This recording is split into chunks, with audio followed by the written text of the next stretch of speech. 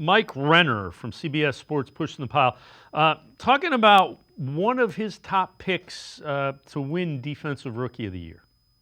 I'm going Mason Graham just because I think it's still a talent-based award. It's still – there were two guys I had pretty high evals on this defensive class, obviously Travis Hunter aside. It was Abdul Carter, Mason Graham. I thought they were kind of Carter a clear tier above Graham, but then Graham a clear tier above everyone else in terms of just that guy's going to be good. Is it year one? Obviously, DT is a very difficult position to translate to out the gate. We've seen it historically. Just the physical nature of the position takes some getting used to. Basically, the strongest guy that you face in your college career ends up being your below average guy at the NFL level. So you just aren't, there's just a difference in terms of what you've seen versus what you're going to see. And strength isn't something like explosiveness where strength can be improved on all the way into your 30s, right? You can keep getting stronger.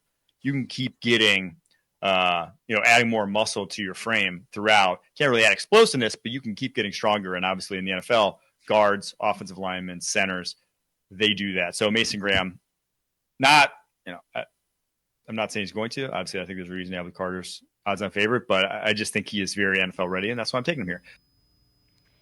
Scott, normally I'd say you're crazy. The defensive tackle isn't. If he can get 8-10 sacks from a defensive tackle position and the Browns defense plays like I think it might, I don't think it's out of the realm because I think Jim Schwartz usually has a stud defensive tackle, and it could be Mason Graham and it could be Malik Collins. Yeah, I mean, those are the two keys for him to have a chance to win this award is there has to be the statistical production. And that shows up in sacks and forced fumbles, quarterback hits. That's where it has to show up. And then it needs to come on a defense, unless the Browns are great, but I don't think anybody's expecting that. So it would have to come on a defense that is really good. So a top 5 defense with Myles Garrett getting a bunch of attention and Mason Graham getting a bunch of attention. That's the scenario for this to be possible. And, the Browns think that he's going to be a different player than he was at Michigan because of the system and the way they're going to use him. And it's going to be, attack as opposed to reading and reacting.